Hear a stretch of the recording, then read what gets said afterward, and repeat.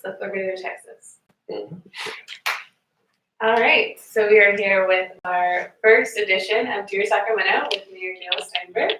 Thank you, Emily. I'm Darrell Steinberg. I'm your mayor. This is Emily Laredo, who is one of our interns in the mayor's office, a student at Sacramento City College, on our way to great things.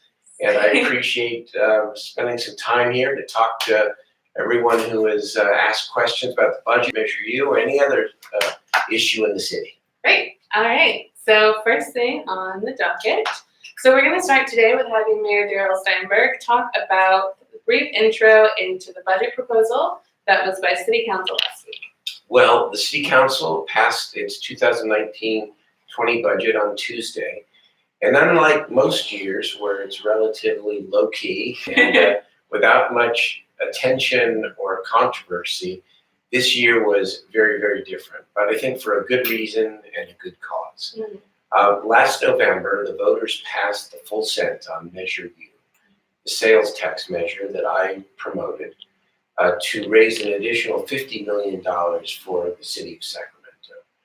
And I asked the voters for the second half cent with the support of my colleagues and my purpose, and I campaigned specifically to say that these new resources, or at least most of them, should be invested in our neighborhoods, in what we call inclusive economic development, in young people, in neighborhoods that have been left behind for a long time, in job creation, in affordable housing, in revitalizing some of the blighted commercial corridors. And so it was what we call a general tax under the law, which means you can't be specific about it on the ballot itself. So we won 57%, and as I said, I think on Tuesday, that victory has many mothers and fathers. And so once we won, there was a big debate over how the money should be spent. And I asked for $40 million a year out of the 50 to be set aside for neighborhoods and economic development. And within that $40 million, to have a strategy to actually create some bonding, modest bonding, to have the capital to invest in affordable housing and other needs in the community.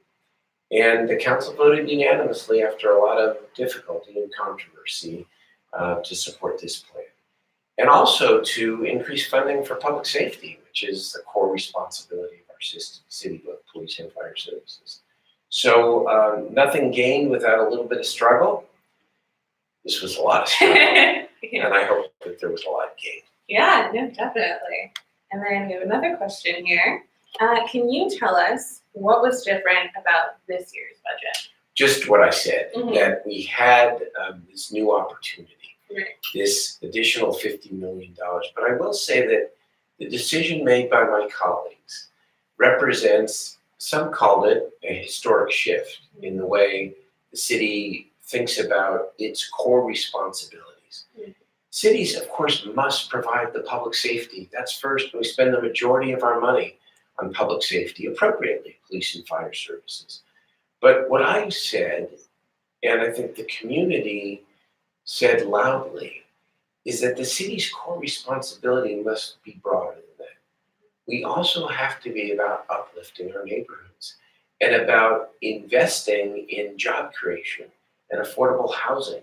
We have to be part of trying to change the diversity of our economy in Sacramento, so that we're not just, as we say, a government town, but that we're attracting new industries, we're supporting small businesses in our neighborhoods, and we're doing more to provide more economic opportunity for people.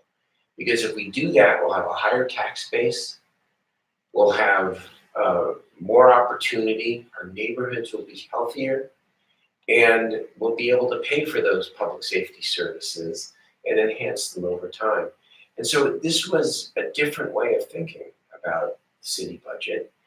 And as a result, change is hard. It takes some getting used to. And we had some difficulty along the way, but we landed in the right place. Thank you. Thank you. All right, and then we have another question on that. So can Measure U money be used for affordable housing and addressing the homelessness? It absolutely can. So we do not have enough affordable housing in Sacramento. If people ask me what's the single biggest challenge we face in the city, I how they say, affordable housing and homelessness. And the two are related because a lot of people end up on the street because they can't afford to live. And there are many potential solutions that we've talked about and will continue to debate and act on here at City Hall. But one of them is that we need a housing trust fund. We need the resources, real money, to be able to work in partnership with the nonprofit development community, even the for-profit development community, to build more affordable housing, to build more modular housing, to build more efficiency housing for the homeless. Without that public capital, we're never going to be able to keep pace or even try to keep pace in building the amount of affordable housing we need for our people. And so my colleague Steve Hansen came up with an innovative plan within the structure that I proposed that said, let's do $250 million worth of bonding within that $40 million that I talked about a moment ago. And let's set aside $100 million of that for affordable housing. And I fully support that. And that's what the council passed last Tuesday. Yeah. All right. Give you as much detail as you would like. Thank you. Okay, and this one's coming verbatim. It says, "Hi there. Hi there. Hi there. What is currently being done to revitalize Old Sacramento and Del Paso Boulevard?" Old Sacramento, did you say? Or Old North Sacramento. Old North Sacramento. So North Sacramento and Del Paso Heights and the North area is one of those areas of town that demands that we pay more attention. It's a part of town where the rates of poverty and economic inequality are high. And it's one of our target areas. And as part of this Measure U investment plan, I put forward a letter that suggested about $16 million worth of what I call early wins. And among those proposed investments that the council passed last Tuesday was almost $2 million to redo the ball fields and the soccer fields at the Robertson Center, to invest in creating another great public facility by rehabilitating the ice rink on Del Paso Boulevard, to be able to invest in year-round youth pop-ups where young people have a safe and enriching place to hang out on Friday and Saturday nights. The North area is a big part of that. But we're not done in North Sacramento. We want to support the community's effort to build a full-scale North Sacramento library.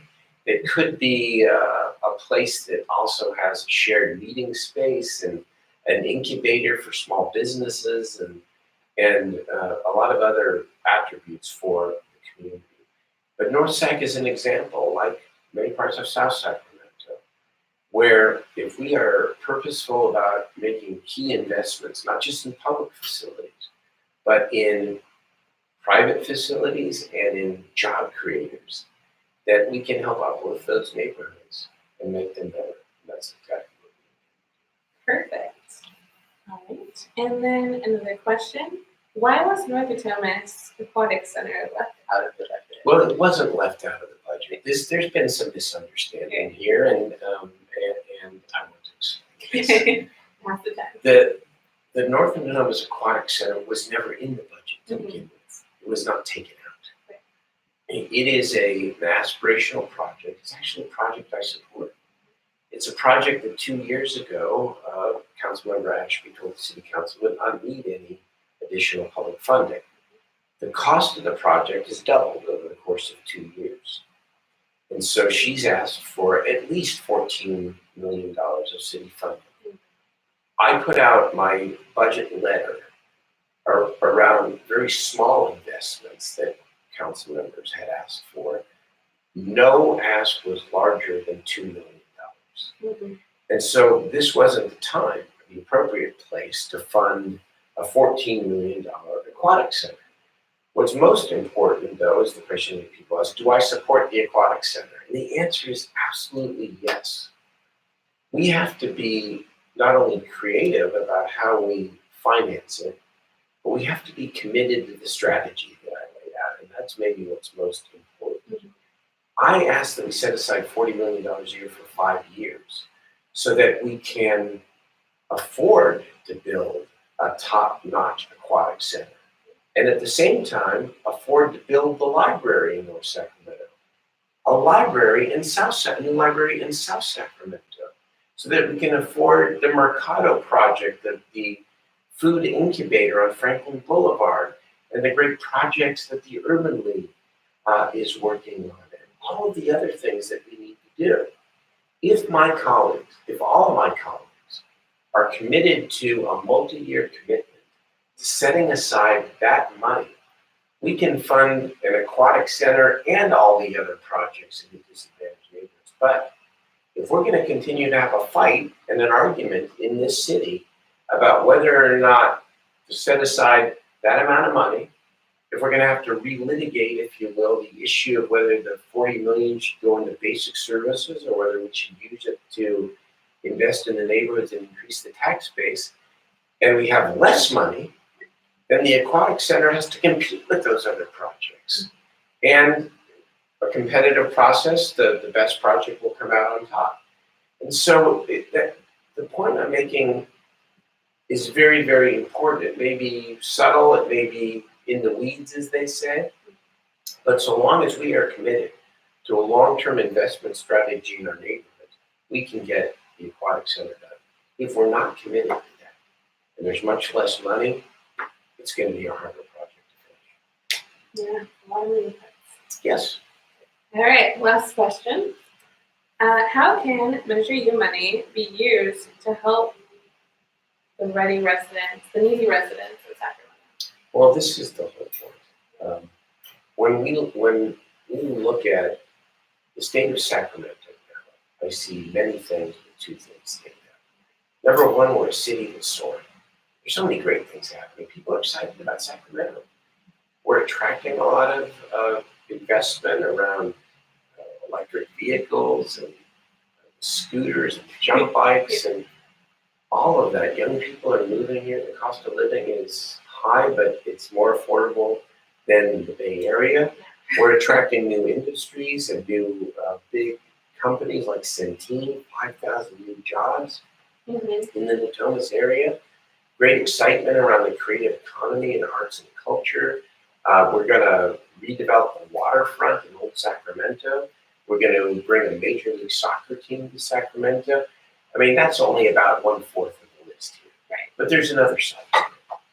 And that is this. In our larger region, which includes Sacramento, of course, 3/4 of the new jobs that we are creating require a high level of digital skills.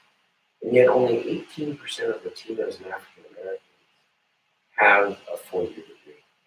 And a little over 50% finished high school.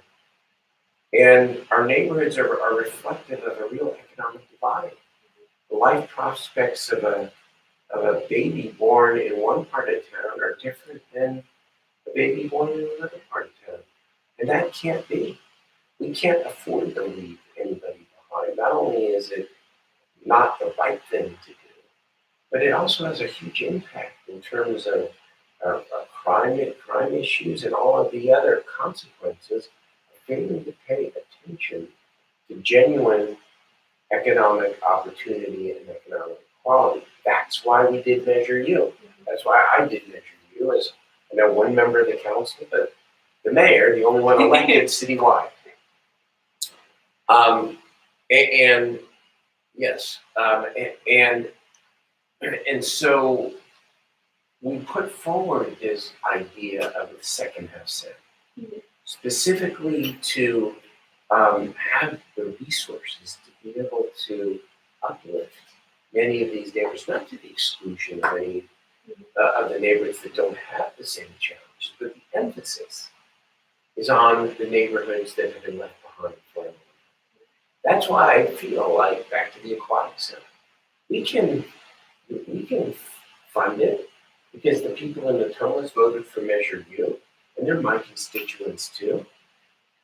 But we have to be committed to a real investment strategy that sets aside the resources for at least a 5-year period. And so this is a great opportunity for our community. And yeah, it's a little bumpy. because it's new, Right. but there are many great things already happening in Moorhead. All right. Well, that finishes up our last question. Okay. Thank you so much for staying aside of this time. So I think we need to say here Yeah. that the questions came from the constituents here, and we really appreciate that. I also want to thank Next Stream, right? What am I? Okay. Watch our next stream. There'll be more questions that we'll be answering. Watch the Next Stream. With the mayor. Yes. Oh, now I see what you're saying. It's not a brand here. I'm sorry. Watch the Next Stream. We want to do more of this. This is, like Measure You itself. It's kind of a new way. Yeah. Of doing things. I'm used to going out in the community. I'll continue to town halls and office hours and all that. But we also want to take advantage of all the new technology. Yeah. And to be able to communicate and answer questions from people in all kinds of forms and formats. So I look forward to doing this again very soon. Keep the questions coming. My office is accessible. If you have any concern or issue, we'll do our very best to try to resolve it. All right. Okay. See you in the next one. Thank you. Bye.